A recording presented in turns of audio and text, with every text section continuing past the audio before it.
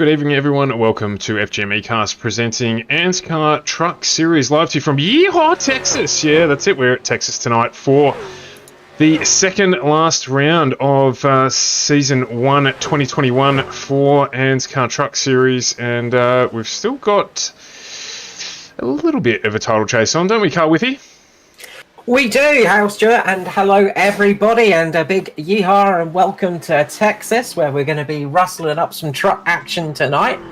There is still a battle on at the front, but you got to say Stephen Williams is looking good out there for the title contentions for Season 1 of the trucks so far. He's got a 68-point lead over Luke Traher behind him. Yeah, absolutely. It's going to take something pretty special or pretty spectacular for Steve to run out without the title, I think, for Season 1 2021. But look, the most important thing, Luke Traher and Steve Williams both starting tonight.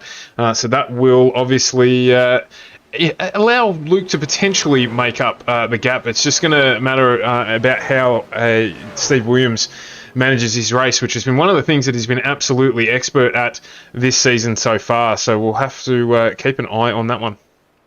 Yeah, that's it. It's keeping an eye on that managing a race. And yeah, Steve Williams done a great job of consistency this season. He has finished in top 10 positions 9 times this year out of 10 races, which is phenomenal form. Really good job from Stevie Williams and brilliant job just in general. Luke Traher, of course, has only done 8 races and he is second in a championship. Again, 6 of those top 10 finishes, 5 of them are top 5 finishes, and 3 of those were wins. Stephen Williams only the 1 win this season, but consistency has been key. Just going to run through the championship order as it stands. So Stephen Williams up in first place with 317 points. Behind him with 249 is Luke Traher. Matty Raymond is in third with 227.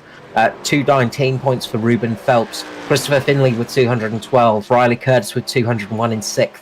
Kay Donnelly with 195 points in 7th. 8th is Michael Skurlock with 178. Ryan Jones is sitting in 9th with 174. And Chris Purnell, Gary Wellman are both sitting in 10th with 170 points.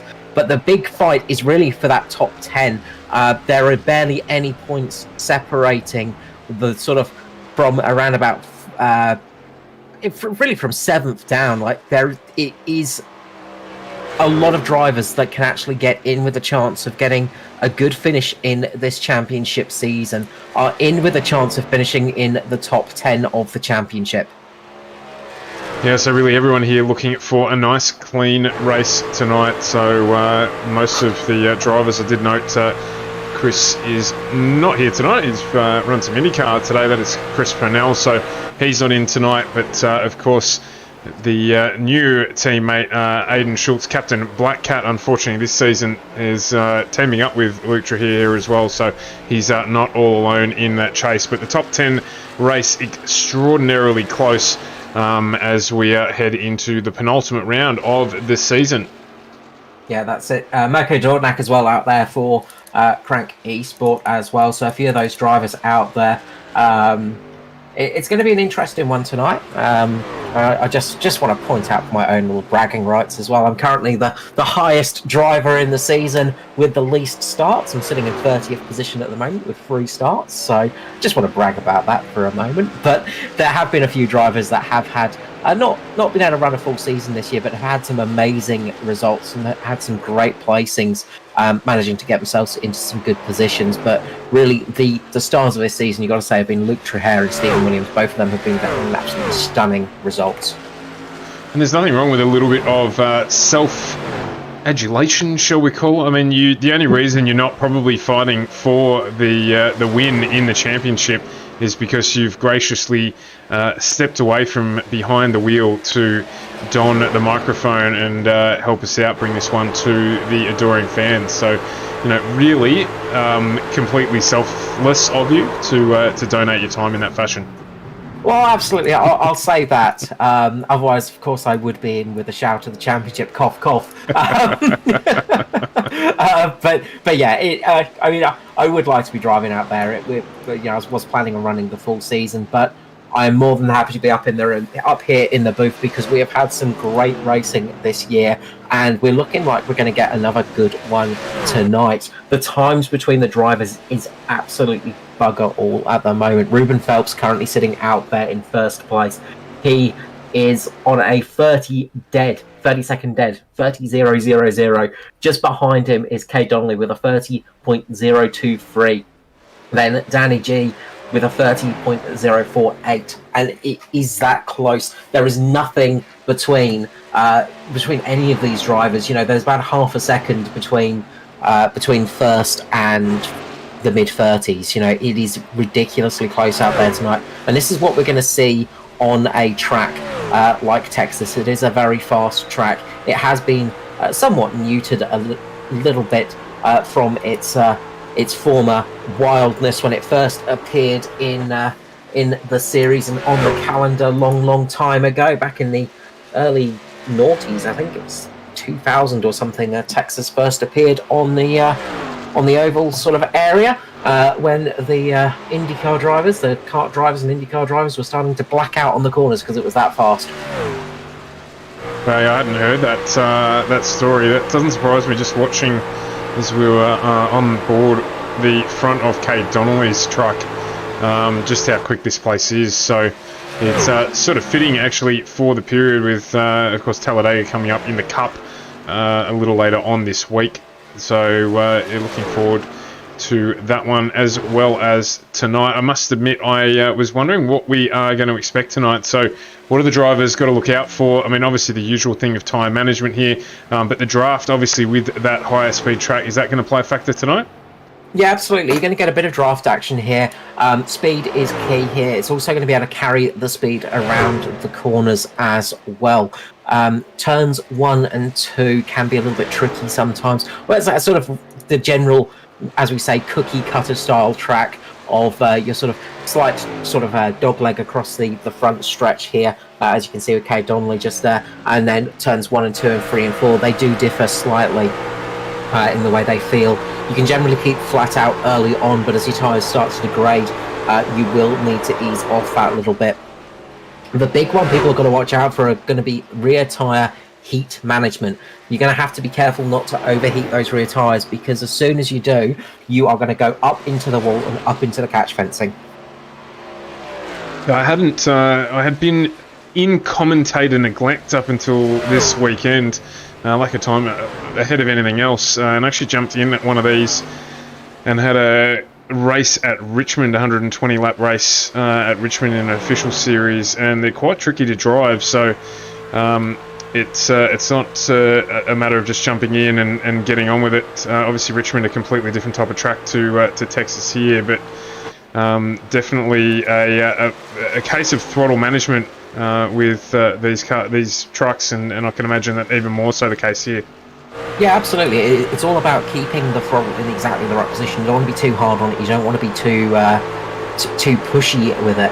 As I was saying, Texas, it is slightly changed as to what it used to be, but it is a very, very fast circuit. As I was saying, back in 2001, it would have been, in the kart series, the drivers were blacking out around turns 3 and 4 with just the G-force. They were pulling around about 6.5 G constant G around this track, and eventually just blacking out. And that's the kind of thing that is hard on a circuit like this, is because it is just so fast and so unrelenting. And that's one of the things that oval racing, you don't get it quite as much in sim racing, of course, because you don't have the G-force pushing you, but you have the concentration and you have to just keep on it constantly too. Throttle management is super important on a track like this. If we can just jump on board somebody just going around, you'll sort of see with the actual track, you just have to be very careful to just sort of lift off just gently mid-corner sometimes. You can generally keep it flat for most of it, but as the tyres start to drop off, as you start getting in the slightly dirty air of the car in front of you, as the front starts to lift off, these cars aren't super aero dependent, but they do have enough downforce to make a difference when you get behind somebody. They can lift off slightly, so you just have to ease that throttle off. So you might be at 90% throttle, but you've got to keep that just right. And that's the big skill that a lot of people do suffer and do struggle with. We're just on board there with Ryan Jones as he comes to an end at the end of the practice session here. I should say he comes to his demise at the end of the practice session here, but it does not matter. We are about to get underway with qualifying here at Texas in the ANZCAR Truck Series. And thank you to AJ Insurance Services for their participation in our stream as we head into qualifying. If you're looking for any type of insurance advice, AJ Insurance Services are the place for you to go and have a chat with Joe and the team there, whether it's business or personal insurance. They are the ones you want to come and see. And it is our usual practice to jump on board with the first out of the pits. And tonight, that was actually Aidan Schultz.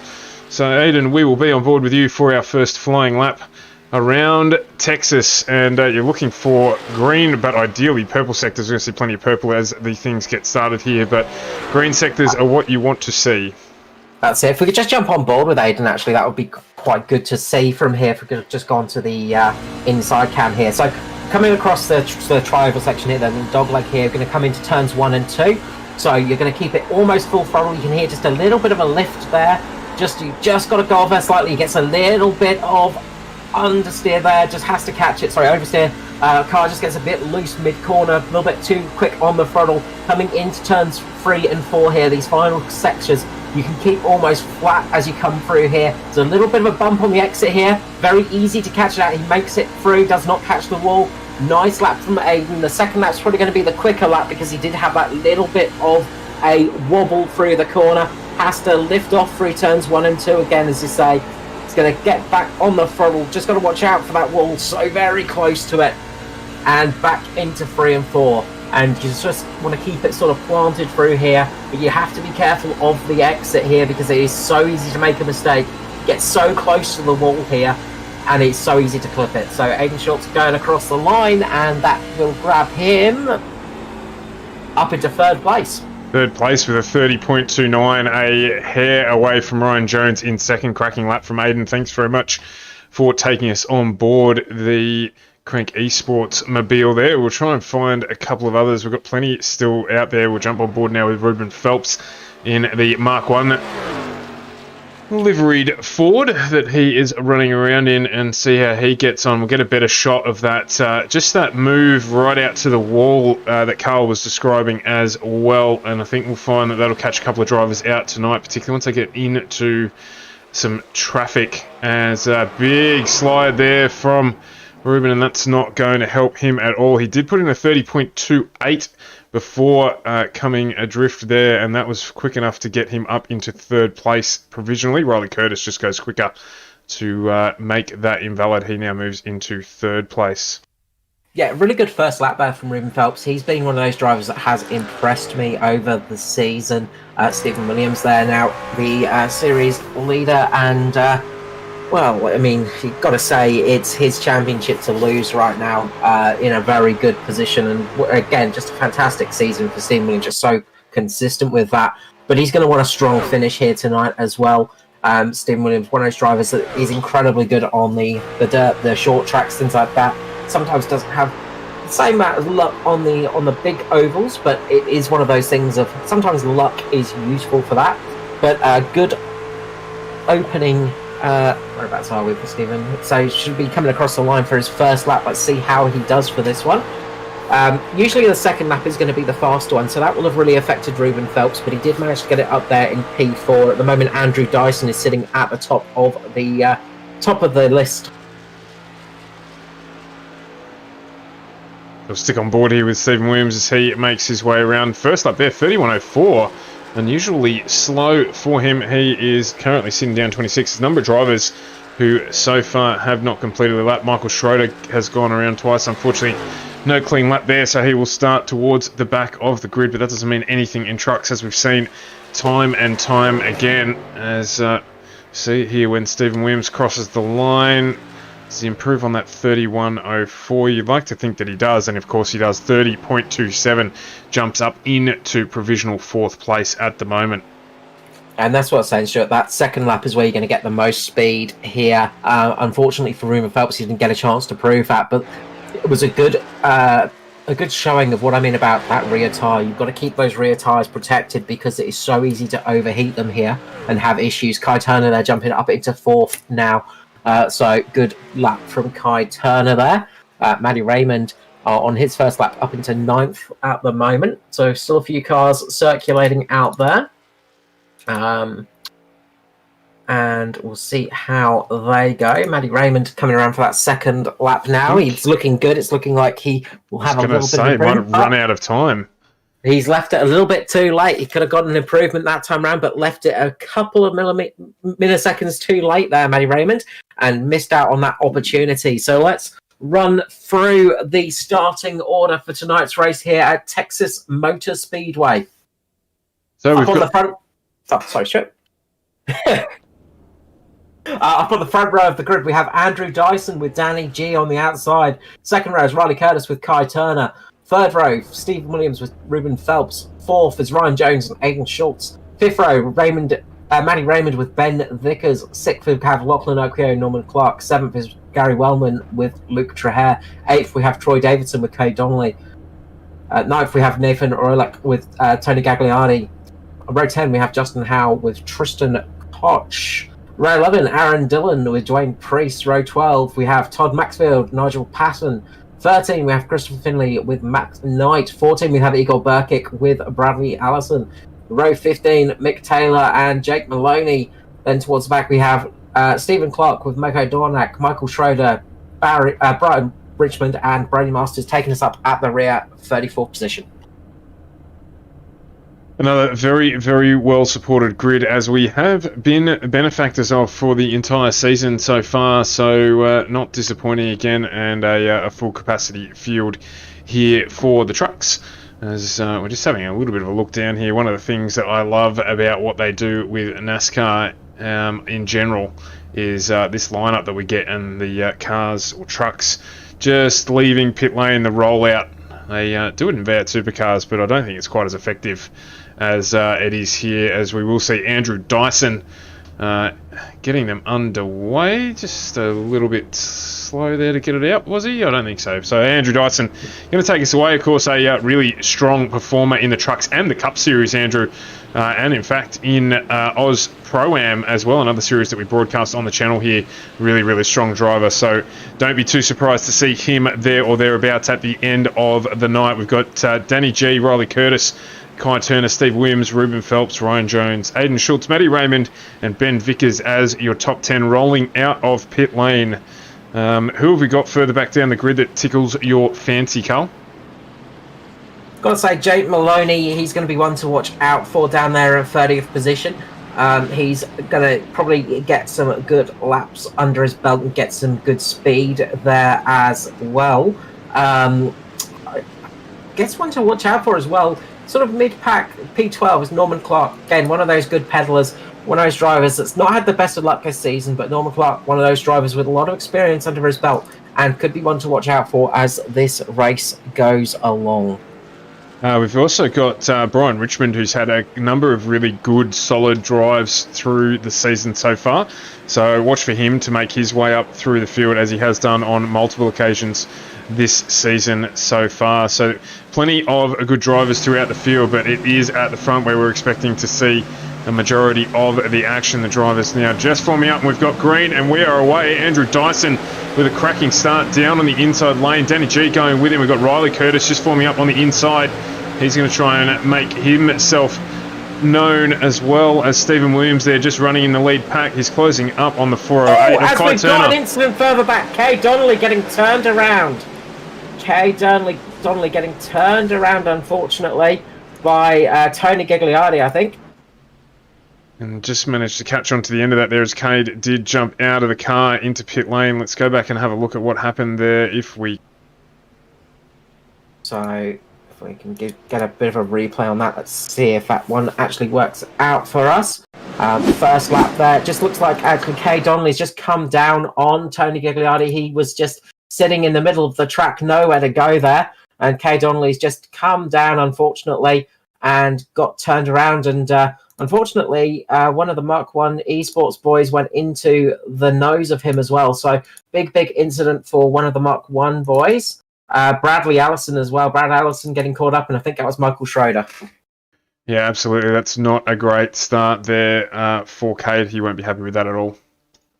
No, that's it. And it's unfortunate incident there. As I say, from just watching it again, it looks like Cade has just come down a little bit and didn't realise, maybe didn't see Tony Giuliani just there, didn't realise that he was going to be there. Maybe the spotter didn't call it out. And unfortunately, that's one of the big things when you are racing these trucks is you'll probably now understand a bit more, Stuart, is when you're actually inside these trucks, you don't have much view around yourself because the seats take up most of the space.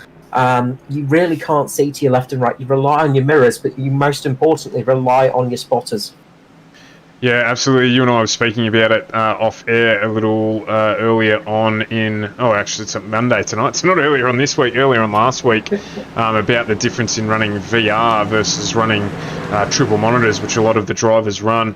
And I certainly noticed, and I was talking to a couple of guys that I race with today, that I'd be wanting to be in triple monitors running in the trucks because there's no peripheral vision in VR, and you certainly need it to try and see just when a spotter calls out there's a car high side or low side to try and actually get some idea of where they might be.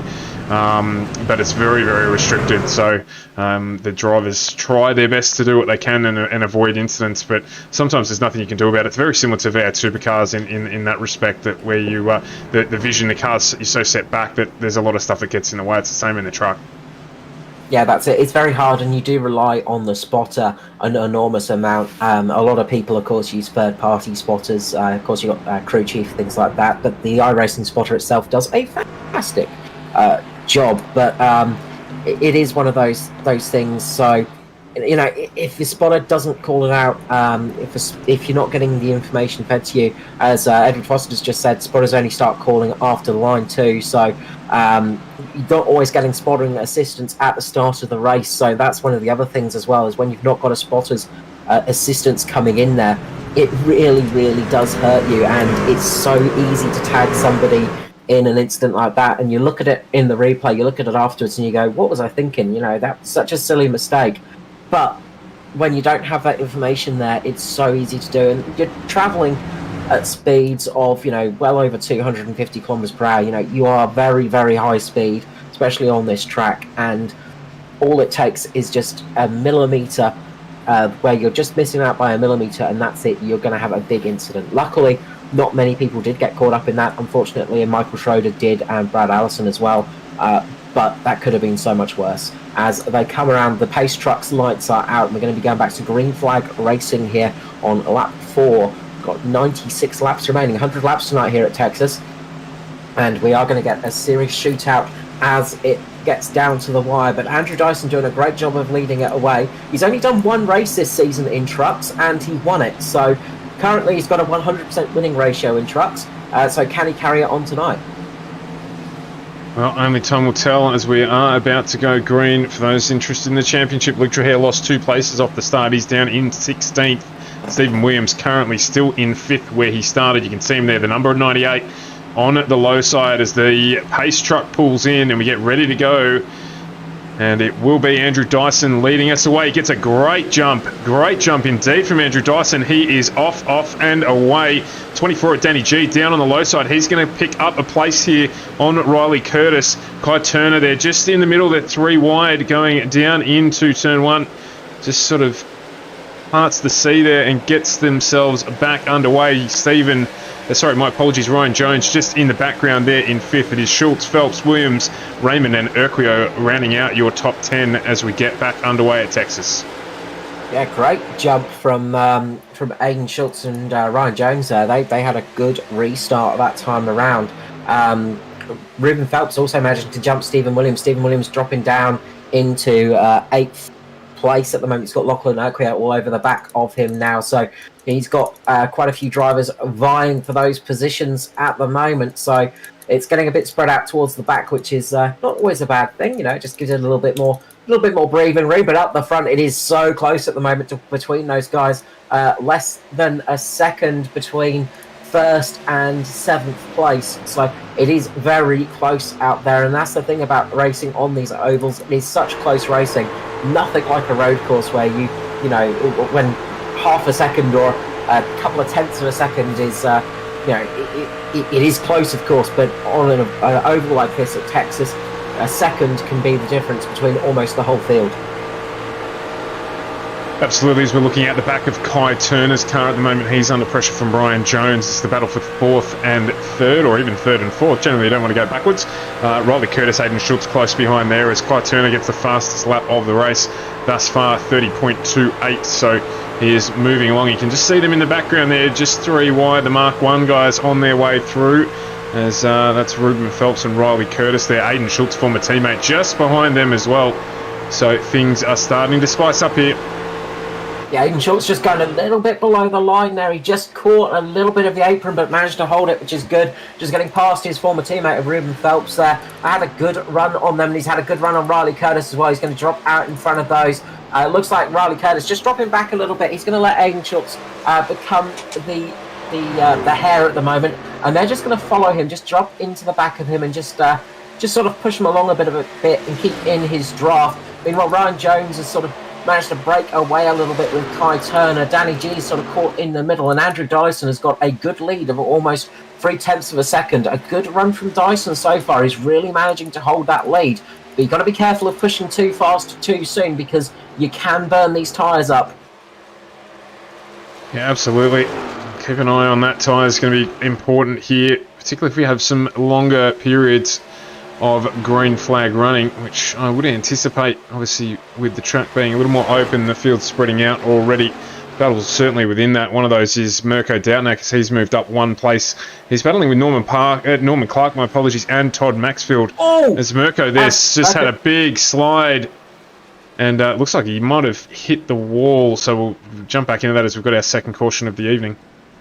Yeah, Mirko just getting a little bit unlucky there. He caught the apron there in turns 3 and 4, and that's caused that spin to happen. He's just dipped it below the apron, and that's caused that car to snap on him and then go around. Norman Clark just catching him a little bit as it happened, but Mirko just catching that apron and then causing a big incident to happen behind him. Looked like you got a little bit of a tag as well, so I didn't quite see that. Obviously, you've gone back a bit further there.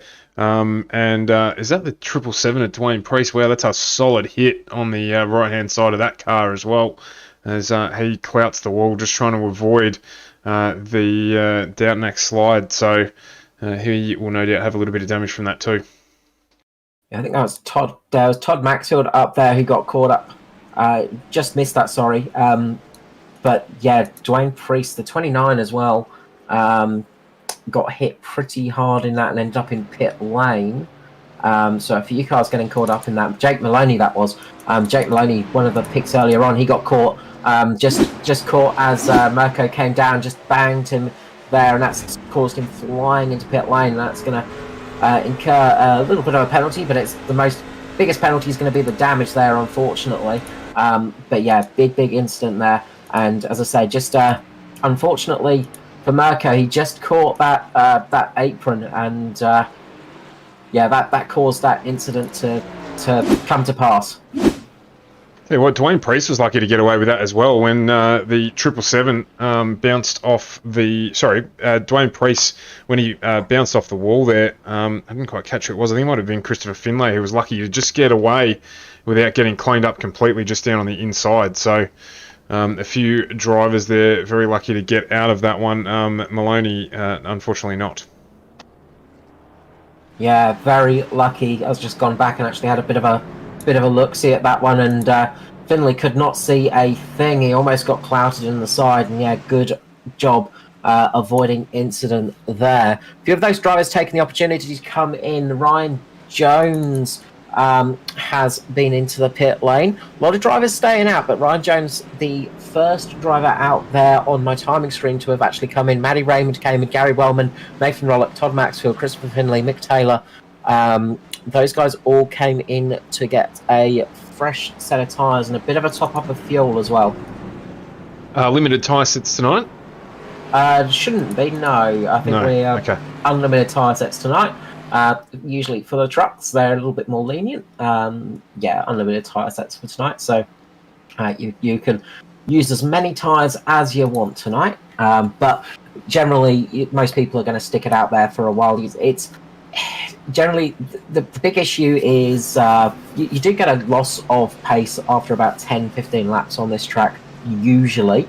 As I say, unfortunately I didn't get a chance to take it out tonight and actually have a bit of a run to find out exactly what was happening out there, but from what I've heard, the car is a bit loose. She's a bit loosey-goosey out there, and that can cause some overheating issues to those rear tyres.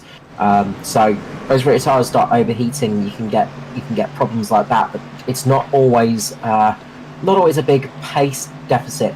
So you don't always lose much pace because the tyre wear isn't terrible.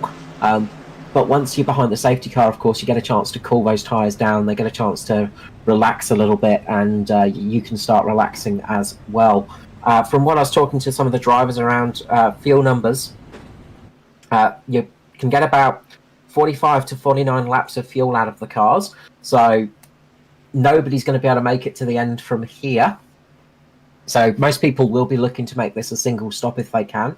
I am surprised more didn't come in that caution to get some tyres, but we'll see how those fresh tyres run out there now, of course. But yeah, everybody's going to need to stop at least once tonight. Nobody's going to be able to make it to the end from here unless they manage to hook up an extra fuel tank on that truck and do something incredible.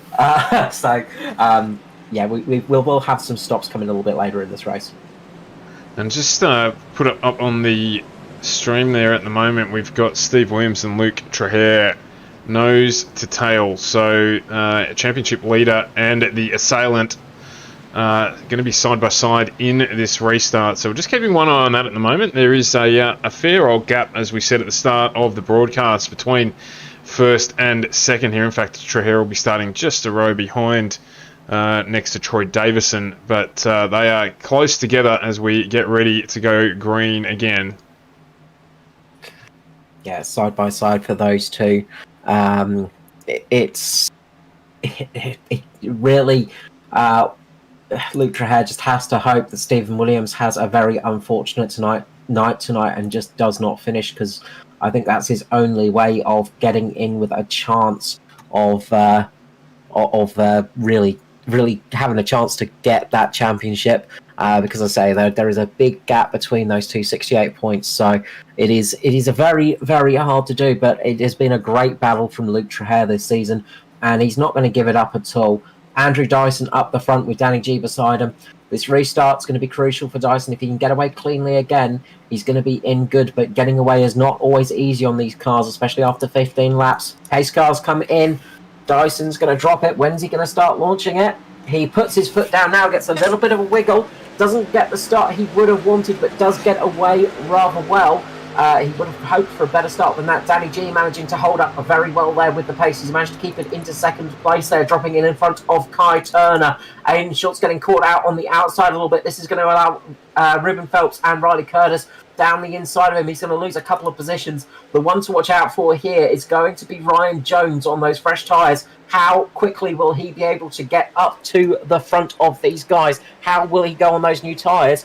The answer is he's currently jumped up to 13th position. He is gaining positions very, very quickly indeed. Yeah, absolutely. There's a few wiggles further back in the pack. I was just keeping an eye on that while you're running us through the start there. And a few guys just struggling on the slightly colder tyres.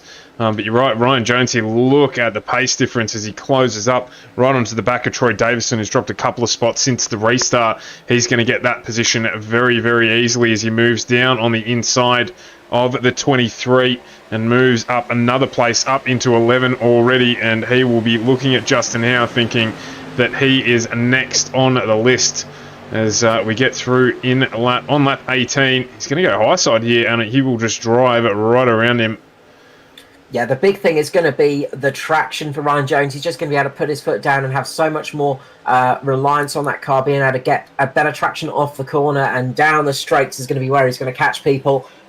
He might hang it out a little bit on the high side, but it's going to be off the corner where he gets the big pace. Justin Howe just getting a little bit of a wobble on there through the mid-corner. But Ryan Jones absolutely flooring it at the moment. He's coming up to Luke Trahair now. So he's made his way all the way up into the top 10 already. He was down in, I think, around about 18th or 17th or 18th place after that pit stop. But he has already made around about 8 places since then. So he's absolutely flying up the field. But those tyres are only going to last so long. He will start getting a drop-off. Especially at this pace, they will eventually drop off a little bit as he goes underneath Luke Trahair now, and is going to take that position from him. Stephen Williams is next on the list. Just looking a little bit further ahead here, Ruben Phelps, Kai Turner, Aidan Schultz all battling away. And we have had a change for the lead here. Danny G's taken over from Andrew Dyson at the front of the field. So Dyson there just struggling a little more on the restart than he probably would have liked. He's about to get eaten up by Ruben Phelps as well. So Phelps all over the back of the 41 or the 041 of Andrew Dyson, and just dropped off a little bit there just to get a better run. You can see him just closing right up now, and he will get a run underneath him as we head down the straight. Yeah, Dyson actually losing that position to Danny G. He's just running a bit high on the track at the moment, and he ran it up a little bit too high going through turn number 4, and that put him right up against the wall. He hit there's a little bit of a bump here at Texas, and he hit that bump, had to ease off a little bit, and that gave Danny G the run. Kai Turner just behind him, just giving the wall a little bit of a love tap as well, getting very, very close to it. Meanwhile, Ryan Jones is up into 7th position, absolutely flogging that car around. He's around about 0.3 of a second faster than everybody else on track. Just coming up on the back of Riley Curtis, who is not going to be able to do too much there. You just see Jones just move the car down onto the low line and drive straight past him. And that will get him up into 6th position now, trying to chase down Aidan Schultz in the Crank Esports Tundra, who is having a battle of his own with Ruben Phelps and Kai Turner at the front here. So plenty of action at the front of the pack, as we would expect to see.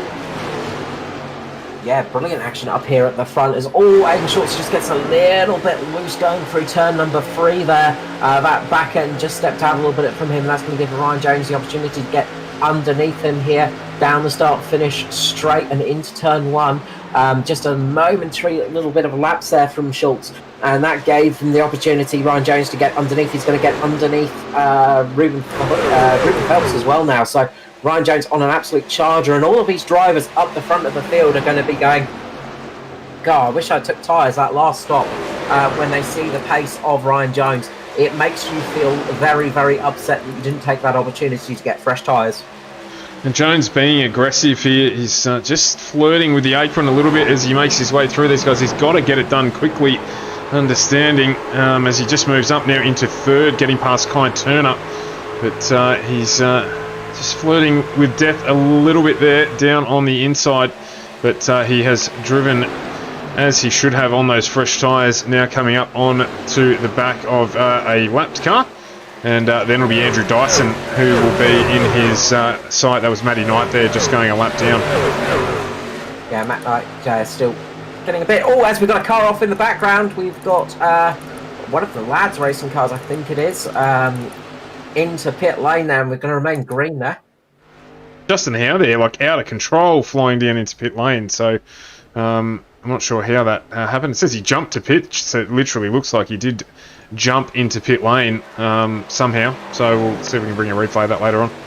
Yeah, Justin Howe actually getting caught by the 29 of that would be 29.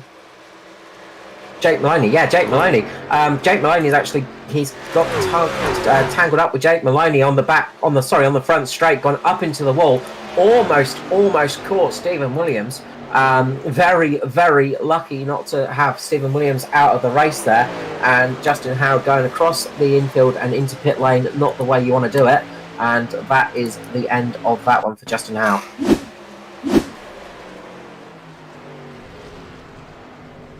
As we can see there on the replay, just getting caught up into the fence, and then bang, down you go, and that is a big incident, and that's going to be the end of that truck. Meanwhile, up the front, Andrew Dyson has got a fast charging Ryan Jones behind him. in the 111. Ryan Jones is absolutely putting the pressure on Dyson, who, gotta say, Dyson doing a mega job out there tonight. Not the most experienced driver on ovals.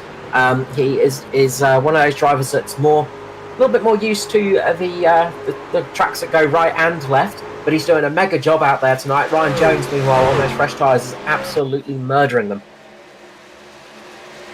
Yeah, absolutely. I mean, the pace has come back a little bit towards the pack now, but yeah, just still, quick enough to continue to make progress up through the lead pack here as Dyson looks to really challenge him around the outside. It's definitely the long way around. There's plenty of close stuff going on a little bit further back there, so we'll keep an eye on Ryan Jones's progress up the front.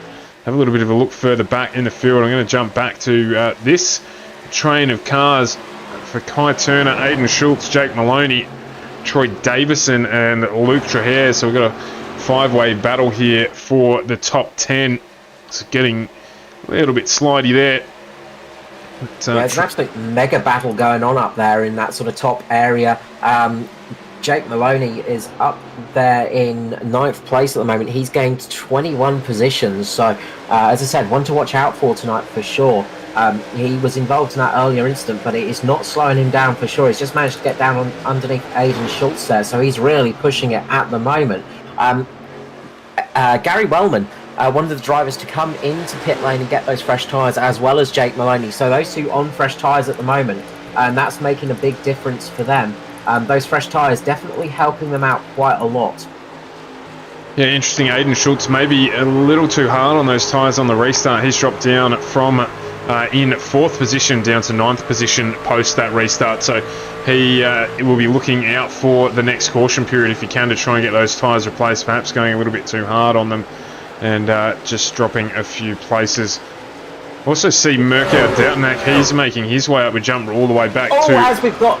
Sorry, Aaron Dillon getting up in the wall in front of Stephen Williams just on the exit of turn number 4 there, almost collecting the championship leader. That would have been a big heart-in-mouth moment, but Aaron Dillon, a lot of damage on that car. I was going to mention as well, Aidan Schultz has got some damage on the left front of his car as well, and that might be slowing him down a little bit.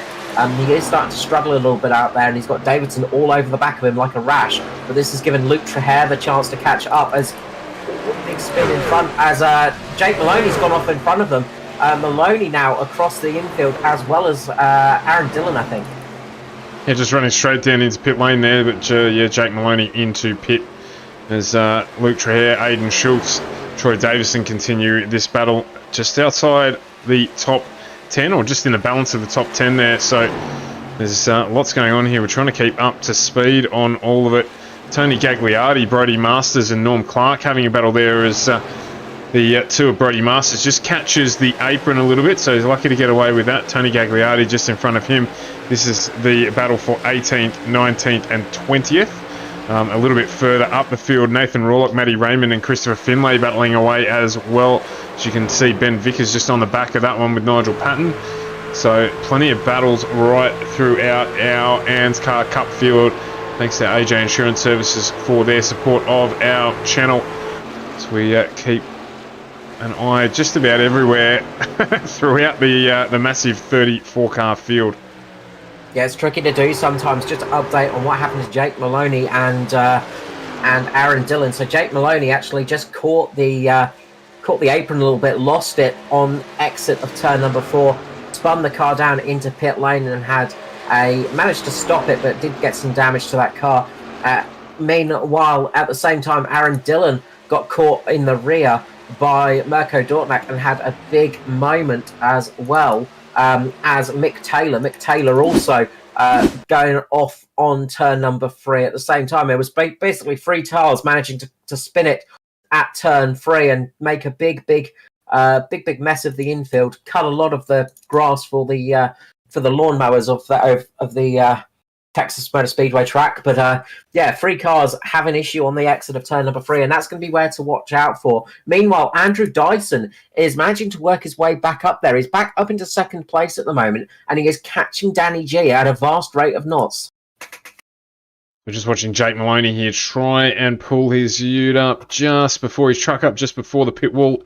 Does a pretty good job of it, actually, but that is a scary, scary thing here at Texas Motor Speedway. I'm assuming that's the way it is in real life. Yeah, it is one of the scary things about oval racing, really, is the pit lane. It's as Ruben Phelps has a big moment going sideways just behind Ryan Jones there, manages to catch the slide, but those guys are really starting to struggle on the exit of turn number 4 at the moment, and we've seen a few cars now go off and into pit lane. So it's definitely people are starting to struggle on the tyres. Those tyres are dropping off quite a bit, and we are getting towards the stages of the green flag pit stops. So they're going to be hoping for a caution to come out relatively soon, of course. If that happens, it's going to help them out an enormous amount. But if it remains green, these guys that have not stopped yet are going to have to pit in the next, I would say, next 5 to 6 laps. These guys will have to probably come in. Well, we did have those caution laps, so maybe around about 10 laps, actually. Probably got about 10 laps before we start seeing people having to come in for green flag stops.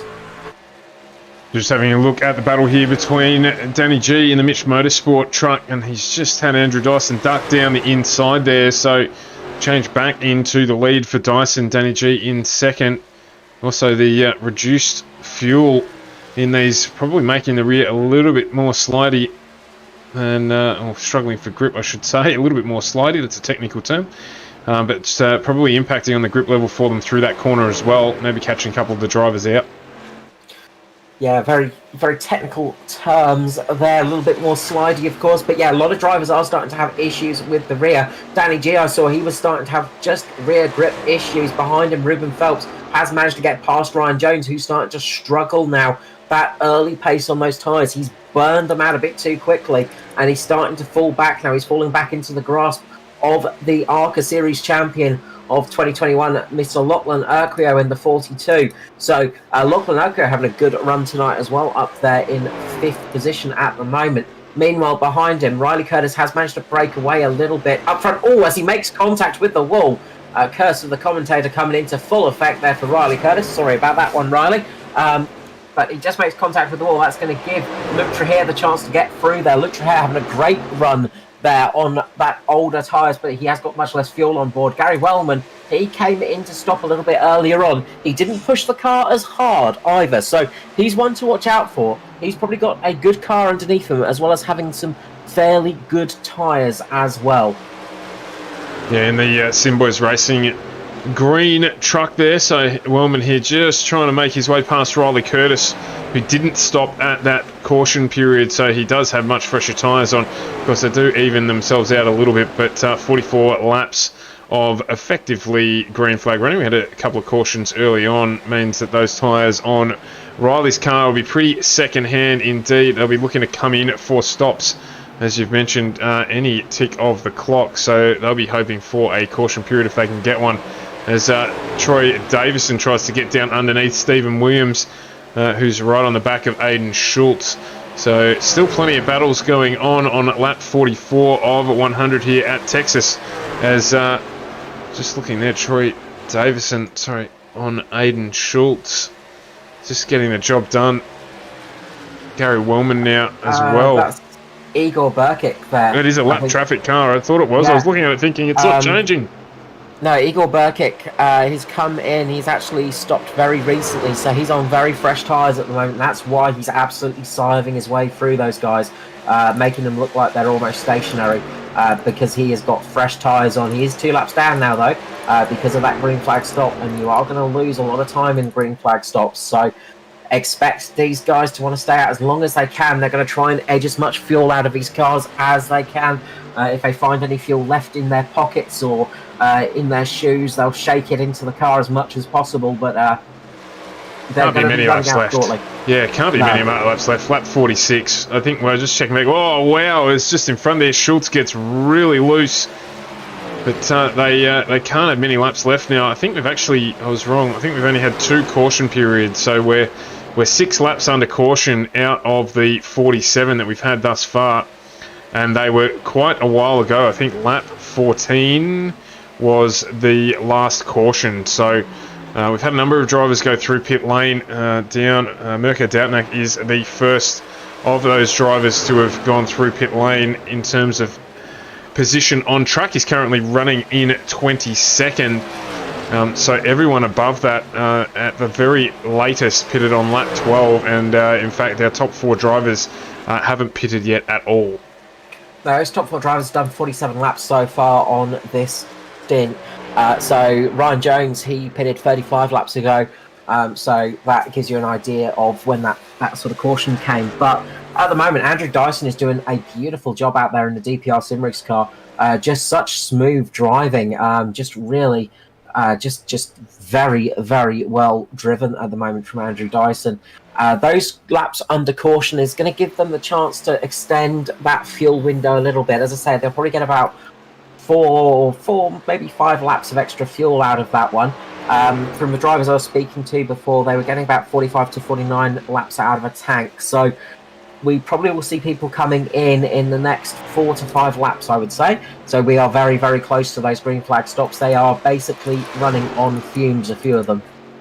Tony Gagliardi jumps into pit lane, so he has made a green flag stop there. We've got Steve Williams and Aidan Schultz. I was about to say Steve Williams just making his way past Aidan Schultz, but Aidan not giving it up, nor should he. So these two continue to battle away in 9th and 8th position, respectively. Yeah, Aidan Schultz having a good run out there at the moment. I don't like to say that because I guarantee the giant black cat will jump on the circuit any moment now and just bat his car across the track.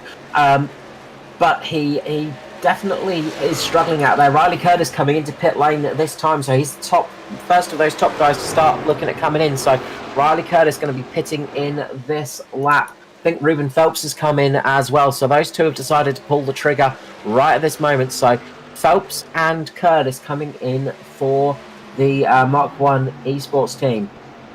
Yeah, well, they want to be making sure they get out if they can, which they probably won't before the traffic comes around. So as Curtis gets wide there, Schultz gets wide there, my apologies again, Steve Williams, but has given himself a little bit of breathing space as he moves up. We're going to see all of these guys come in now. I'm going to jump on board with Andrew Dyson, and I think he might be coming in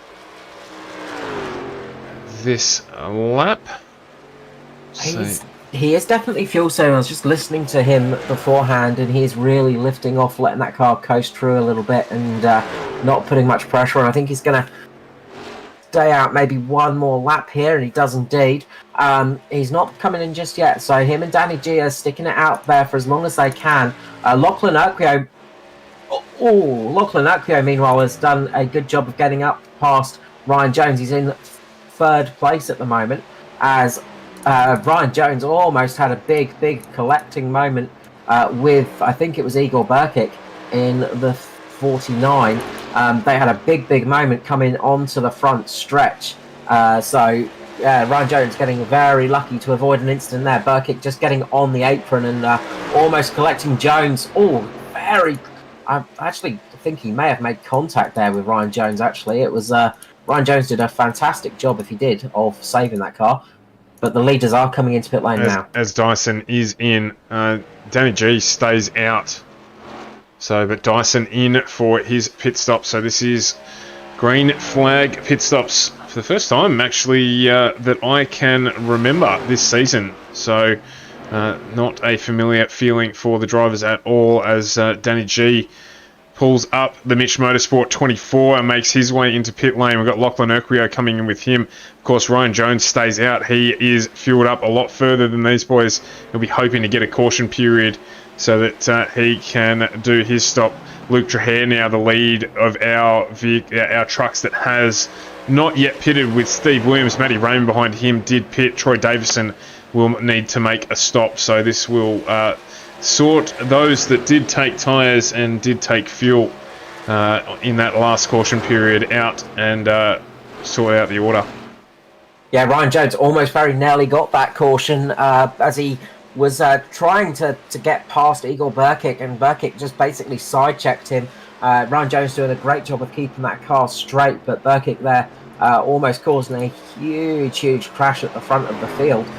Burkic on those fresher tyres, of course, but really battling to try and keep on well, at least 1 lap down. He's managed to get to just 1 lap down now, so he is back to only 1 lap down. But yeah, very close to having a big accident there. The leaders that have pitted, of course, have dropped a lap down now. So Andrew Dyson is a lap down. He's just behind Ryan Jones.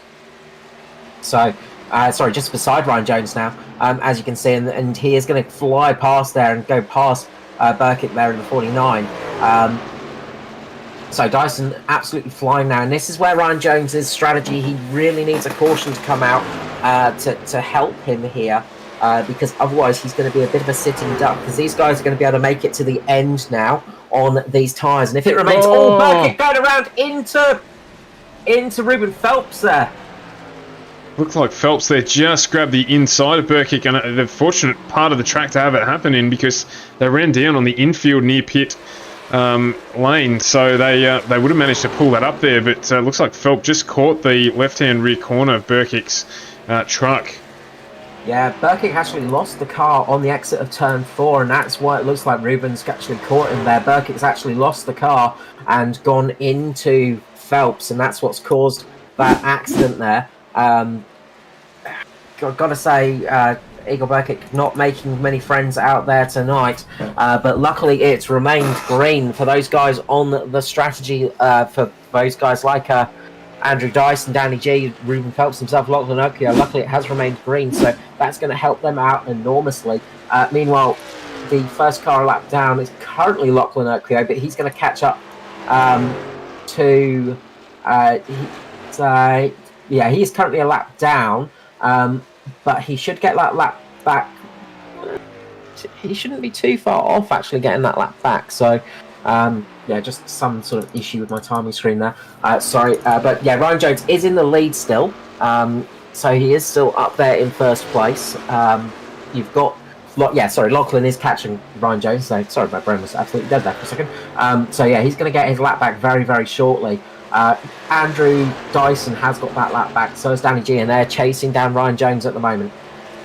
At a rate of knots, they are chasing him down. So, of course, his pit window will open at around about lap 73.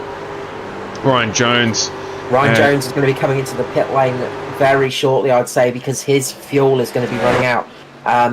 Because of those laps, he didn't get as many laps under caution, remember. He pitted on that second caution. So he's been basically green flag running. So his fuel numbers will be much lower. So he's probably going to only be able to do another 2 to 3 laps out there. Yeah, that pit window around about that 45 to 49 lap mark, as you said. So he's going to be due any tick of the clock. So keep an eye on that. He is still in the lead. Means Matty Raymond and Brian Richmond will also be needing to come in. And then you've got Andrew Dyson, Danny G, Lachlan Occhio and Ruben Phelps as the next 4 cars on track. Yeah, it won't be long until those guys have to make a stop. I think Matty Raymond's going to be coming in this time round.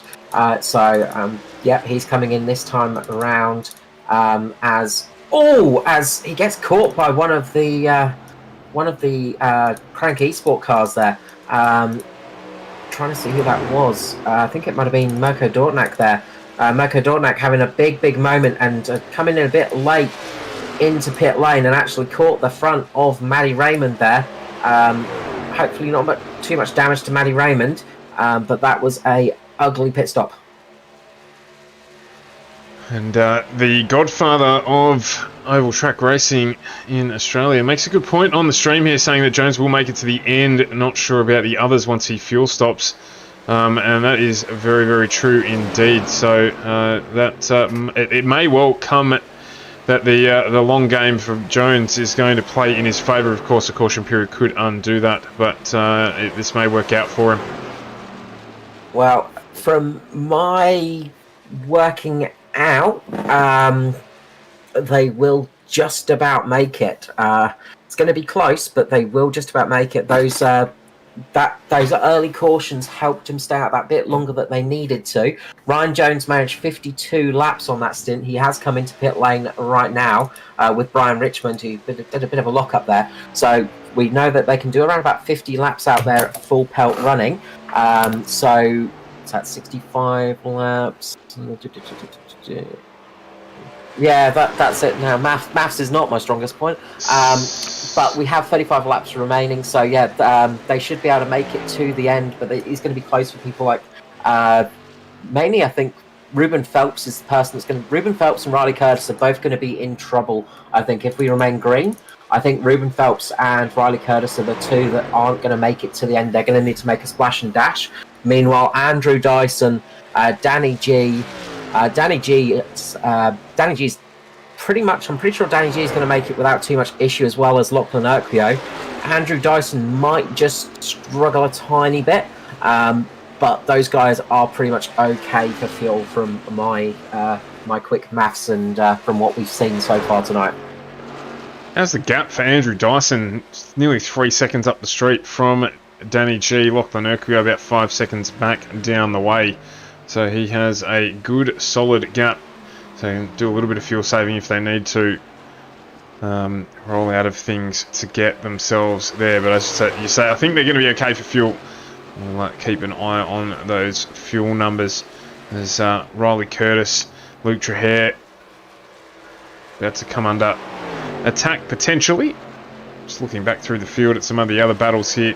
Troy Davison, Ryan Jones, for those of you wondering where he popped out, he's currently making his way around the outside of Troy Davison. Matty Raymond trying to go with him as well. So they've got the freshest tyres of anyone on track at the moment. They can try and again make use of those. Well, the big question now is how fast can Ryan Jones belt this car around the track? He's got 33 laps to do it. He's 24 seconds behind the leader at the moment. That is a big amount of time to make up. But he has shown he has got some serious pace on those tyres. He did end up burning them out a bit too quick that last time round. But he has got some serious pace on those tyres. So he could make up a few positions towards the end here. So it's going to be interesting to see how that goes as the race goes on. So Ryan Jones definitely not out of the race yet, but it's going to be tricky for him to make up that position. He's around about 0.3 of a second a lap faster, so he needs much more speed to make it to the front of the pack with this remaining race, and those tyres are going to drop off, of course. But he could be in a good place to get maybe a top 5 tonight. And then, of course, he has to make his way past this man. And I'm glad it was pointed out in the stream, because we pointed it out earlier on that Andrew Dyson pretty much winning just about everything he's running in at the moment. He runs towards, he's just down there. Oh, who's that? The 85. Is it the 85? 88, I think it might have been Matty Knight. Just down there, touching the wall. But anyway, Dyson gets away with it. But he is driving really well tonight, and I think this will be the 3rd or 4th win I've seen him take if he gets there. But we've still got 29 laps to go in this one as he comes up towards the back of Mirko Doutnak in the Crank Esports. In fact, my apologies, that's the 52, which is Aidan Schultz in the Crank Esports truck there, looking a little bit beaten up, but still making his way around. Yeah, that truck's not going to get not going to get traded in. He's going to have some payments to do with that one. But yeah, it's a little bit beaten up. But as pointed out, the whole team DPR are doing a fantastic job this season. All of those drivers in DPR are doing a great job, and they have really been helping people out, like Andrew Dyson, who aren't as experienced on the ovals. We've seen with Worley as well, Neil Pearson, Phil Otto, and Stephen Williams, people like that. Stephen Williams, wrong Stephen. Too many Stevens sometimes. But those guys have been really doing a great job of helping out these guys that have come over from the tracks and from street racing to oval racing, giving them some coaching, letting them know how to go, and giving them some good advice, and it's really been helping them out. And sometimes that's all you need, is just that little friendly push along to get you that little bit of extra time that you can't quite extract. And that's why these teams are so important to the strength of the series, and obviously development of drivers as well. But Dyson at the front here is just about to come up on the back of Ben Vickers, I believe, and make his way past him. But he is driving exceptionally well in the DPR Simrigs.com sponsored truck. So running the Chevy there. At the moment, 26 laps to go. We're into the countdown segment of the race, and yeah, he's 2.7 seconds to the good. That gap between himself and Danny G just stabilised. It really hasn't moved from just under that 3-second mark since the round of pit stops. Yeah, it's stabilised a fair bit, and as we said, it does. Things do stabilise a little bit on these tyres as they go around. So I'm just having a little bit of a look back. Lachlan Urquio getting a little bit of trouble in turns 3 and 4, just hitting the wall a couple of laps back, getting some damage on the front of that truck, running in P3 at the moment, and that's going to give Luke Trahere the chance to try and start catching up. Meanwhile, as I said, a little bit further back, Ryan Jones is making his way up the field. He's currently in P6 now. As I said, he's looking good for a top 5 finish tonight. So it's going well for him at the moment. Meanwhile, there's a very slow truck out there, I think, coming into pit lane, Igor Burkic. He was really struggling out there, and a lot of drivers almost getting caught up with him, but he's coming into pit lane at last to change those tyres. So he'll have a little bit more speed and get back out there. But Ryan Jones absolutely flogging that truck around, getting some good times in there. And he's starting to catch down Ruben Phelps. There's still a bit of time between them, but he is catching him. Meanwhile, Matty Raymond's just stuck to the sort of back of Ryan Jones. He's keeping a little bit of a gap. So not to keep too close, but he's just keeping there or thereabouts. So good job from Matty Raymond as well. So he could be in for a chance of top 6, top 5 finish tonight as well. So it's not over for those guys yet. Oh, and it's truck. There's every chance this will finish under a green-white checker. So just stick around. Don't get too far away. There's every chance that there'll be some more excitement coming your way. There's 22 to go here. Phil Otto calling green all the way. Can understand why with Andrew Dyson driving so well at the front. But for the neutral spectator, wouldn't be bad for a little caution thrown in at the end here. Just to see how these guys go. We've seen some pretty great runs from drivers further back in the pack when we have had those green-white checker situations. As we are just down there on the inside, Troy Davison. Not sure if he saw the rate at which Andrew Dyson was coming through there, but just running out of track a little bit. But Andrew Dyson definitely doing a cracking job. Le Mans-like closing speed there, and that can really catch you out sometimes. It is one of the funny things on oval racing and truck racing, is closing speeds really are something else. Meanwhile, Ryan Jones, I think, has managed to get up past Ruben Phelps. So, yep, he is in P5 at the moment, and he's now got Luke Trahere to chase down. So there's around about 3 seconds, I think, between himself and Luke Trahere at the moment, who is just himself trying to chase down Lachlan Urquio. So those guys are fighting it out as well. So the battle's not over yet. It's looking pretty comfortable up front for Andrew Dyson, unless, maybe Ryan Jones could take off a glove and throw it out the side of his truck and cause a debris caution. He might try something like that. Not sure you can do that in sim racing, but worth a try nonetheless. But it is going well for them up the front at the moment. Dyson is just absolutely dominating out here tonight. As we can clearly tell what Ed Foster's looking out for at the moment. He wants a caution period to close this one up.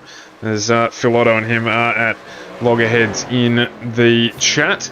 Thanks for tuning in, guys. We're on board with Lachlan Urquio at the moment. He is being closed down by Luke Trahere relatively quickly. The gap between Trahere and Jones is closing, so it is going to be a close finish for the top 3 in this race. Ruben Phelps just drops a spot to Matty Raymond, so you called that well. He is on his way up as well, following on Ryan Jones's hot footsteps. Steve Williams for the championship battle, currently running in 9th position as well. Biggest mover of the night so far is Brian Richmond, up 18 positions, currently running in 15th in that Guns N' Roses inspired 47. Love a bit of Gunners, so certainly can appreciate the livery there. Oh, I would never know that from some of your 8-bit tracks that you love playing so much, Stu. I would never know that you liked Guns N' Roses. Yeah, no, absolutely. No, but yeah, got to say, like, Dyson has been driving so well out there tonight. Just really good speed from that pole position onwards. He has just shown he's got a turn of speed here at Texas and has absolutely mastered this track. Just behind him, Danny G's doing a good, solid job as well, but just not enough to catch up to him. Meanwhile, Luke Traher is right on the back of Lachlan Urquio as Lachlan Urquio loses the car a bit, manages to catch that. That was a great save from Lockie there. That could have been a big caution, but that's going to cost him a lot of time, and that's going to give Ryan Jones the opportunity to get up on Lockie's tail as well. That's going to really heat up those rear tyres as well, so it's going to take a couple of laps for that car to settle down. But that was a mega save there from him. Certainly an underpants moment, that one, and Luke Traher probably a little bit the same. He wouldn't have enjoyed seeing that happening if he did get to catch that on the top side, but got away with it in the end, and we continue under Green Jones here. Absolutely hauling in Lockie Urquio, and he is going to just go around the outside. Not quite able to get it done there, but he'll hold the line. Oh, wow, just slides there. Let's see if these guys can hold it together. We've got 14 to go. Phil Otto's going to have to cover his eyes, I think, to watch the end of this one at the moment, as Jones moves down to the inside this time. And you can see there the damage on the front right-hand corner of Lockie's car as well. So he will drop now down into 5th place. And Ryan Jones moves up into 4th. Yeah, that's it. That little bit of an accident as one of the Crank Esports cars gets a little bit sideways behind him. Manages to catch it as well. Just, not sure which one. It was Mirko Doubtnack there. I thought they've got to change the numbers. 52, 62. It's too hard to tell the difference. They need to do that just for us. But no, Mirko Doubtnack there, just with that big slide in the background. That Crank Esports truck, that'll be chucked in the bin at the end of the night, and they'll build him a new one. But, yeah, just holding on. A lot of damage on that car, and as I said, a lot of damage on Lockie's car as well. That's really cost him in this race. That little lapse of concentration just really has hurt him, and that's going to cause issues to that right front tyre as well, which is one of those tyres that does get a bit under pressure. But he has lost pace since then. Meanwhile, Ryan Jones is catching on Luke Traher. Can he manage to get up into the top 3 for this race? You've got to say it's looking good for Ryan Jones at the moment. He might be able to get into the top 3 of this one.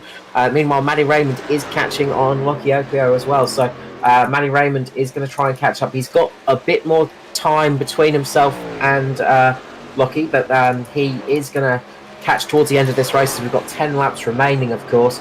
Andrew Dyson is just going to be hoping that everybody keeps nice and smart out there, doesn't put too much pressure on each other, and keeps nice and clean, because that's what he wants for this finish of the race.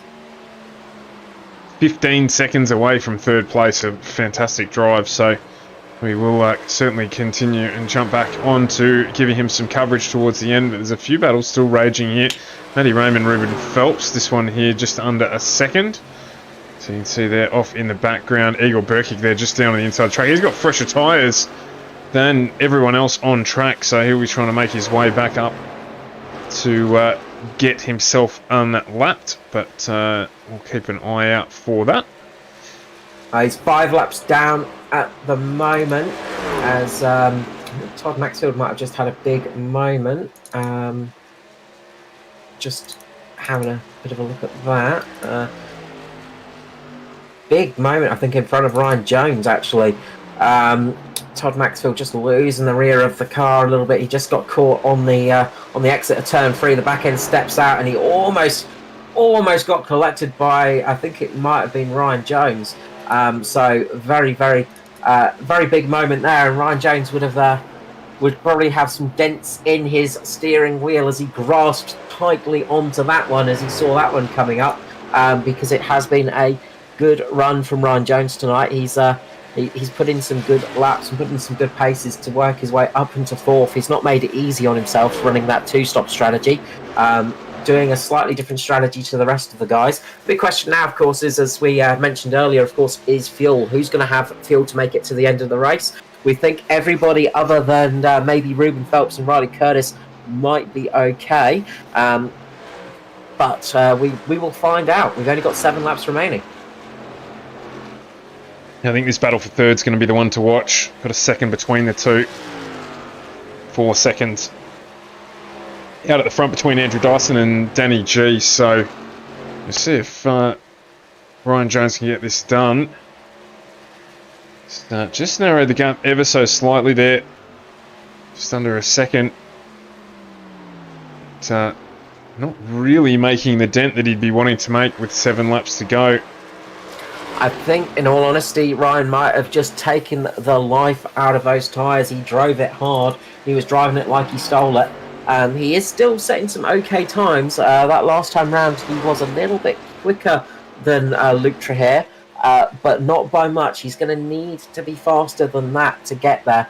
But as soon as he can get within the draft range, which is about half a second, he is going to start catching up quite quickly towards Luke. So he is getting into that danger zone for Luke Traherne now, where if he gets a little bit closer, if he gets that little bit of a nice clean air, well, sort of air that's been having a massive hole punched in it by Luke Traherne, he might get sucked up to the back of him and be able to get past. But the question is, how much life does he have left in those tyres?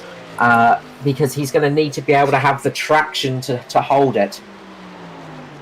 Yeah, absolutely. Traherne just getting a little bit of a pull along by Aidan Schultz there, but he's moving along now and will continue to press forward.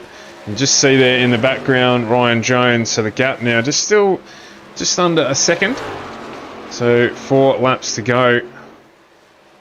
Traherne just has to keep it together. I think he'll get himself a podium. Igor Birkic almost crashing into a couple of drivers. He caught the apron and there was almost a big smash with him and a couple of Christopher Finlay actually up there. Very, very close to a big moment, and that's going to give Ruben Phelps the chance to make a move. Also Stephen Williams there. Those guys are getting very close to each other with that lapped car of Igor Birkic there. It is getting very juicy there, and it's giving them the opportunity to get a run right now. So we've only got 3 laps remaining, oh my goodness me. It is very, very dicey indeed. It's getting very dicey there with those guys. Stephen Williams is actually getting up to the side of Ruben Phelps. This is giving them the opportunity to actually try and fight for that position, getting up there. So that's the battle at the moment. That's the sort of area where I'd say keep a bit of an eye out for what's happening, because I think it's going to be that could be where we get the green-white checker coming from, as we've only got 2 laps remaining. Finlay is just sticking back a little bit. He's not got the confidence to try and pass Birkic at the moment. Birkic is on those slightly fresh tyres, but he does look to be struggling out there, as Finlay is going to try and get underneath there. But Andrew Dyson coming around for the final lap. White flag is out, and he is going to come around for a brilliant run right here.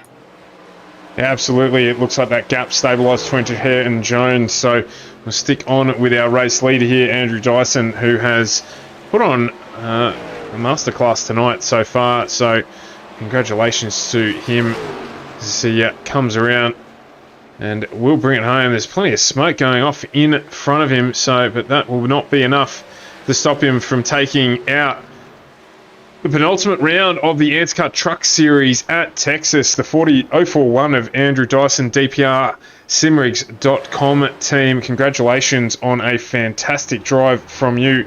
It is Danny G, Mitch Motorsports in the 24, who will take out second place equally with a great run. I don't think he was much further down than second all night. In fact, he absolutely wasn't. 1-2 started first and second and finished there. And it is Luke Traherne who holds on to third position, up 11 places in the Crank E Sports 43 to take out yet another podium this season. And from my maths, I think Stephen Williams finishing where he's finished has done it for the championship as well. So Stephen Williams has got the gap and he's got the finishes to get him the first round of the truck series as well. So great job from Stephen Williams. again, just a solid season. But Andrew Dyson, second race in the Truck Series and second win. He's got a 100% winning record this year. He's also only our second multiple race winner, so a fantastic crack for him. And he's got 2 under his belt, so it will mean that we'll head to next week, just looking to close out the positions in the top 10. But congratulations to Stephen Williams on what looks like his title, but taking nothing away from Andrew Dyson tonight. What a drive from him. Just kept things nice and calm at the front there. And he's now just trying to write his name by the look of it in on the circuit there, just getting rid of whatever's left of those tyres. I'm amazed he's got this much fuel left as well. Yeah, as I said, when we were talking about it, I was pretty sure he was going to be fine on field. The only 2 I had questions about was Phelps and Curtis, but they did make it in the end without too much issue. So let's run through the finishing order. Andrew Dyson with that brilliant start to finish victory, pole to race win. What a brilliant drive. Danny G started second, finished second, as well as Dyson blows his engine there. Congratulations. Luke Traher managed to get third in the end. He started 14th, so 11 positions gained for Luke Traher. Ryan Jones, he didn't make it easy for himself, but he managed to finish in 4th at the end. Lachlan Urquio rounds us out in the top 5, managing to gain 6 positions to get up to P5. The ANZCAR champion getting another top 5 in the Truck Series. Good result for him. Matty Raymond, another good drive for him in 6th position. Christopher Finlay, 25th to 7th. Absolutely brilliant job from him. 18 positions gained in 7th place. In P8, Ruben Phelps, another strong race this season for the absolute rookie sensation Ruben Phelps. Stephen Williams in 9th position, as I say, taking out the championship for the Truck Series. Absolutely blinding job from him for Mr. Consistent.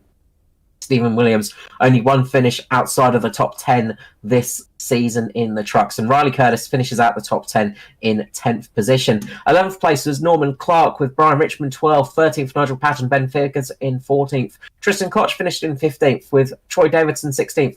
Aidan Schultz finished 17th with Nathan Rolk in 18th. 19th was Tony Gagliardi with Gary Wellman 20th. 21st, Todd Maxfield, Mirko Dortnack 22nd. 23rd was Eagle Birkin, Brody Masters 24th. 25th, Mick Taylor with Kai Turner 26th. 27th, Jake Maloney. Aaron Dillon 28th. 29th, Matt Knight with Justin Howe 30th. 31st was Dwayne Priest with Kay Donnelly 32nd. 33rd for Brad Allison. Michael Schrader 34th. And Stephen Clark did not take a start by the looks of things. So Michael Schrader, the final car to finish there. So yeah, what an absolute drive from Andrew Dyson. Brilliant job from start to finish there. So we'll grab up our top 3 from the race. So we'll start off in reverse order as usual with 3rd place man, Mr. Luke Traher. Luke Traher, congratulations on that P3 finish. Yeah, thanks, Carl. It was a good race, and boy, those 2 guys out ahead had the pace for sure. I knew when they got they pitted a lap earlier than I did. And I thought, they got the undercut, and it worked so well for them. So, but that's not to say I would have had the pace for them anyway. Those guys are super quick, but good to get a result. Ryan Jones was pushing pretty hard on the newer tyres towards the end, but yeah, it was good to hang on to the top 3 finish for sure. Yeah, no, great job defending for 3rd place. As I say, Ryan Jones was on an absolute flyer, but you managed to keep that 3rd position safe. And a good run from you. Obviously not the best qualifying position for yourself, starting down there in 14th position. But again, another strong race finish for yourself up there in P3. Obviously, this is going to be good for securing 2nd place in the championship. So unfortunately, the battle for the front is over for yourself, I think, now with mathematically, but you've done a great job so far this season in the trucks by 3 wins so far, so possibly could get another one next time out, of course, but it has been a very strong season for yourself. No, thanks, Carl. And yeah, look, qualifying is just becoming a bit of a Achilles heel for me. It's sort of up and down, but it's something I need to work on a little bit more, just to put myself at that top part of the grid, just away from some of the shenanigans that can happen in the mid grid and beyond.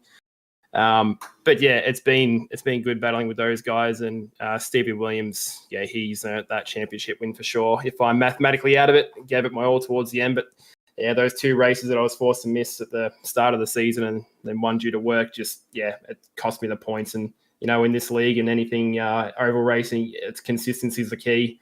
You can't afford to miss weeks. You can't afford to have bad results because the points are just that close per position finish that you can't give it up. So, but now on to next week, we'll see what we can come up with and hopefully lock down second place. And if it's mathematically over, big congratulations to Stevie Williams. No, yeah, it's been a great season from you. As I say, you've got the most wins of the season. Only one person can equal you. Well, two people can. Only one person can equal you now, I believe, and that's Andrew Dyson himself. So you've got the most wins for the season, which is a brilliant feat in itself. As I say, it's been a great season for you. Just with that race, of course, obviously starting a bit further down, was it a bit tricky working your way up through the traffic?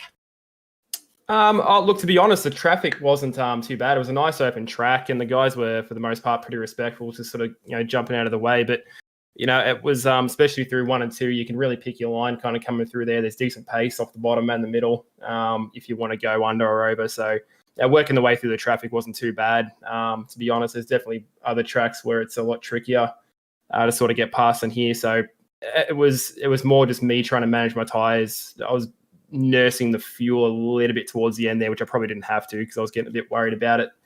So it was more just sort of me acquainting myself with the track a bit more.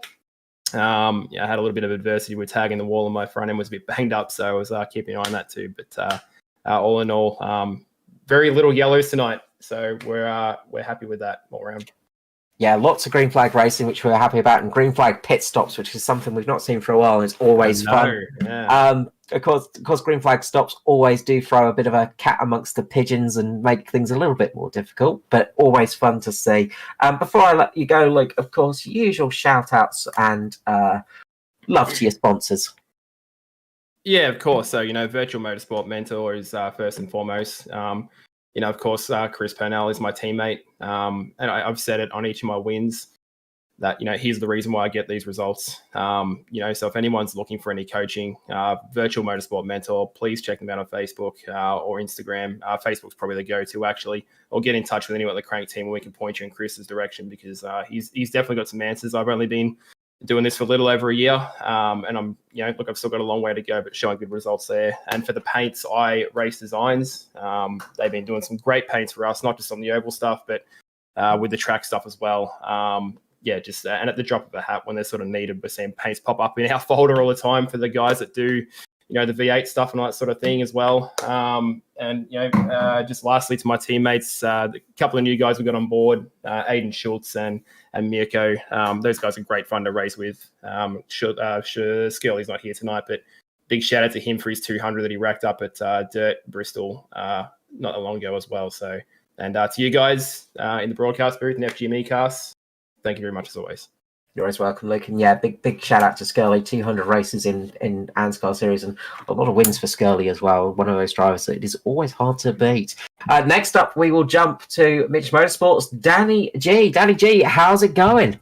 Yeah, not too bad, fellas. How you guys? Good, thank you. Good. It's been a while since we've had you up here in the booth. Unfortunately, in the Cup Series, we missed out on a victory with you, which was a bit unfortunate. But nice to have you up here. P2 finished tonight here at Texas. Looked like a really good race out there. A lot of green flag running. Just didn't quite have the pace at the end of the day to catch Andrew Dyson. No, I thought my short run speed was okay, but definitely on the long run, I just couldn't do it. He was just killing me off turn 4. Had a lot more balls going through there than I did. I just had to get off the throttle too much, and he was just pulling away. So I just thought I've just got to hang on to second. Yeah, we did see some good battling with you guys a little bit earlier on in the season. You say that short run pace, it looks like you had a little bit of an advantage on that one. Were you hoping for maybe a couple of extra cautions out there tonight to help with that short run? I'm not sure I would have been able to hold him off, to be honest. Yeah, I'm not too sure. We were talking a little bit about the strategies as well, and you obviously green flag pit stops. You obviously were helped out quite a bit in that early stint with those couple of cautions. Not pitting under caution, was that a sort of choice made tactically to try and eke out the car to try and get over halfway so you could make it to the end, or were you sort of just rolling the dice a little bit? Well, definitely there was going to be more caution flags, so I just thought I'd stay out. I imagine on a sort of ANZCAR side of things, you must be pretty happy to not see too many cautions tonight. Sure, I mean, it started out pretty bad. But yeah, I never saw anything bad, like where I was sitting, so it all sounded good. There's a couple of stuff on the radio towards the end that I'll have to go and have a look at. But other than, yeah, all in all, two yellows isn't too bad. No, we saw some good racing out there tonight as well. So hopefully you'll enjoy watching the broadcast through, and hopefully it won't be too much of an effort to go through with the stewarding aspect tonight. It will hopefully not be too much of a headache for you.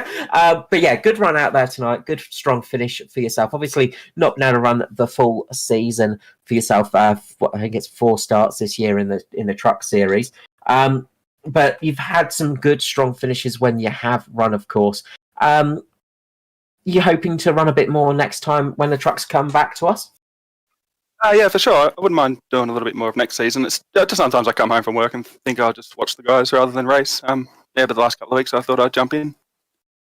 No, it's always good to have you in, and another good top 3 finish, another good P2 for yourself. Of course, before I let you go, Danny, big thanks as always for all the work you do on the league aspect, but for yourself, shouting out to the sponsors and all that kind of thing.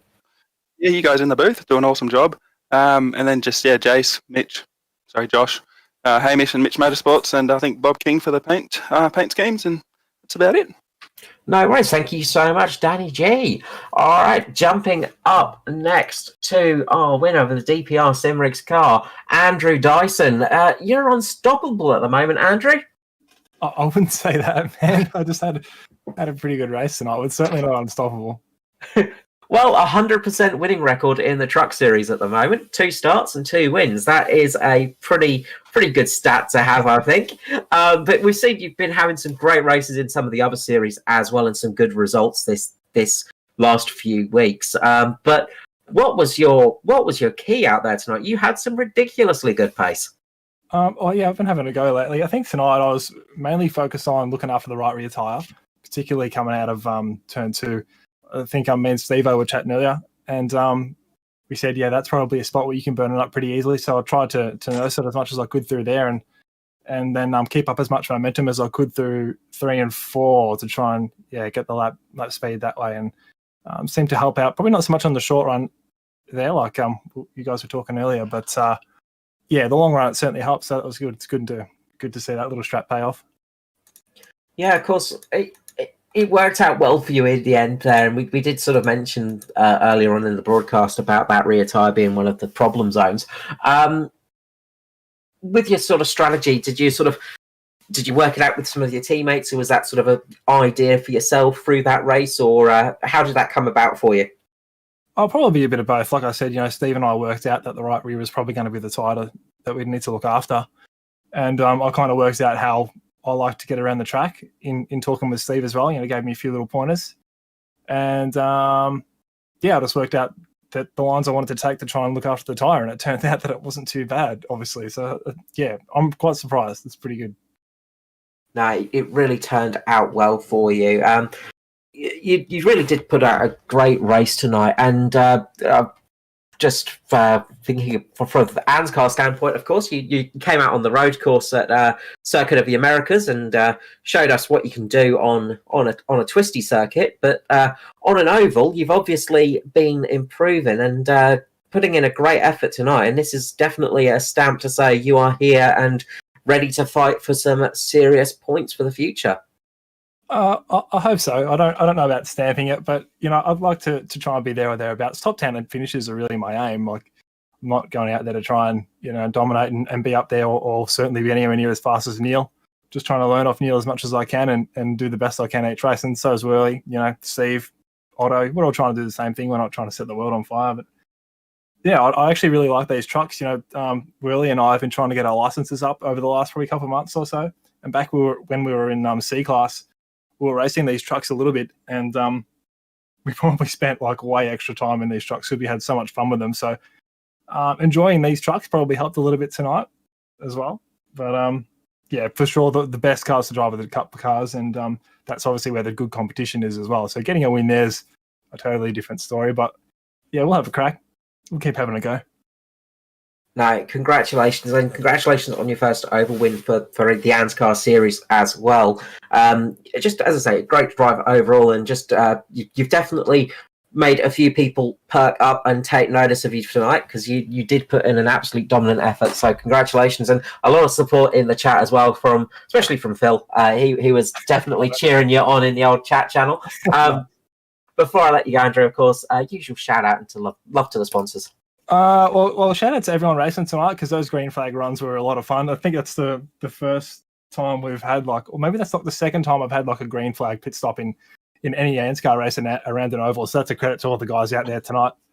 The tyre strap thing made it a heap of fun, which is something we haven't really had for a long time, or something I haven't had for a long time in any of the circle races. I think since way back at I can't remember what track it was now. It might have been Atlanta or something. It was nighttime and it was supposed to be daytime, so that was that race where we had the last time we had really long runs.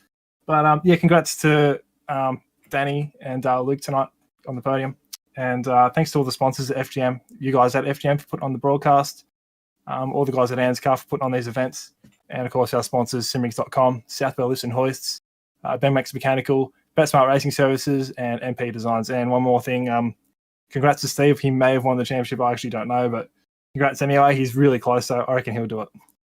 Yeah, with my terrible maths, I'm pretty sure he's made it. So, with my terrible mathematics, I'm pretty sure Stephen Williams has taken out that championship, but we'll cement it next time out. Of course, we're off to Nashville next time. Feelings on going to Nashville from you all, really? What are you guys expecting from Nashville? Oh, Nashville. Which track's that? Is that like a short track or a long track? I thought we were going to Talladega next. So you're talking about Nashville. These cars next week, are we? Yeah, the truck's next week. Yeah. Well, I don't know if I'll race next week, but if I can, I'll jump in and see how we go. I don't really know the track. I've never raced there before. I don't think anyway. So if I do race, I'll jump in and get as much help as I can off Steve and try and see how we go. Yeah, it will be a very different track to what we had tonight, but a much shorter track. One of those tracks that's a pretty fun track to race on, Nashville. So hopefully we'll see you then. But thank you so much for coming up into the booth, all three of you. No, that's good. Thanks for having us in. Well, Stuart, that was one heck of a race there and one heck of a finish. Yeah, I mean, I don't know that we've had 1-2 pole finish 1-2 at all. So a very different kind of race for us. Plenty of action right throughout the pack, as we always expect. Brian Richmond, biggest mover of the night, up 21 spots. Christopher Finlay, 18. Luke Trahere, 11. Along with Nigel Patton, 11 as well. So some big moves throughout the field, despite some poorer than probably expected qualifying from a couple of our runners. But no, a really, really good race overall there. Andrew Dyson putting on yet another strong showing. So we'll see him again by the sounds of things at Talladega when we head there on Thursday night, which should be very, very entertaining indeed. And just to give you all a rundown on what we've got on for the rest of this week, as we head to Interlagos for the next round of the Oz Pro Am Sim Series. That's on tomorrow night, 7:45 on FGM eCast Live, and that is the first round of the second leg of that series. So back into the GT3s and getting things underway there on the dual race format that we have. And as I said, on Thursday night, we head to Talladega for the next round of the Cup Series for the ANZCAR Cup Series. So looking forward to bringing that one. I haven't commentated anything from ANZCAR before, but being a super speedway, it's going to be very, very interesting to see. And then we do have a special broadcast on Sunday for Anzac Day, a traditional event put on by ANZCAR. Perhaps, Carl, you can tell us a little bit more about that?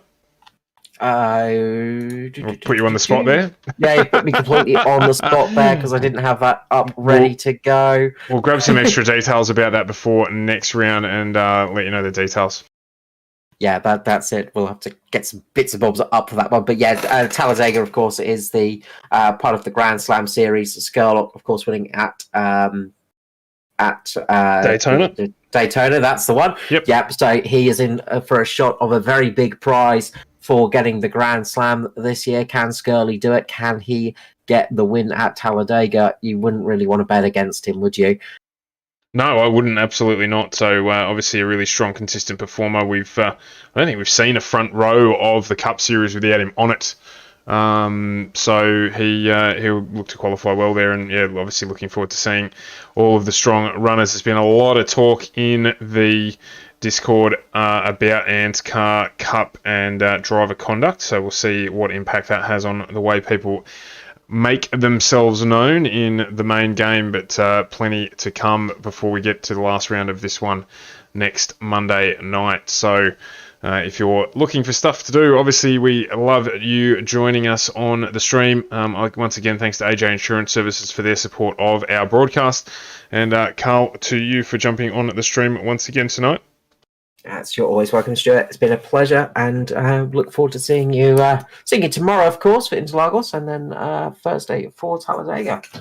Absolutely, and we do have one more thing that I do want to bring to everybody's attention. We do have on Thursday, June 10th, yes, a little bit away yet, but the year is already cracking on. So Thursday, June 10th, prelude to the dream, we have a charity stream on where we're trying to raise some money for a family much in need of a mobility vehicle for their daughter. So this one here filling out prelude to the dream. It is a $5 entry for drivers. We're going to be having a 12-hour stream on that day. So there'll be plenty of stuff coming throughout the day as we get that done. But it will conclude with Prelude to the Dream.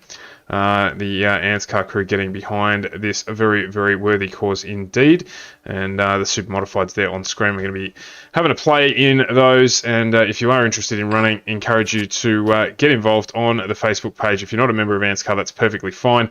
You can jump in temporarily and have a crack and have some fun with the boys when we get on with that one on June 10th. So have a look out for that.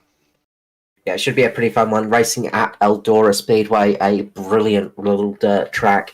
If you've never had the chance to run it before, it is fantastic. We did run it in the trucks last year, and that was something else. But the Pro Late Modifieds are just brilliant for that. So well worth a shot. If you want to have a laugh, if you want to have some fun, let your hair down a little bit and do it for a very, very worthy cause, then come and join us for that. We'd love to see you there.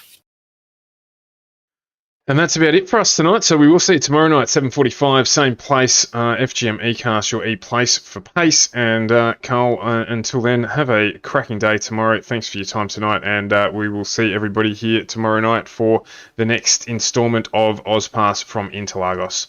Thanks very much for watching, everyone. We will catch you then.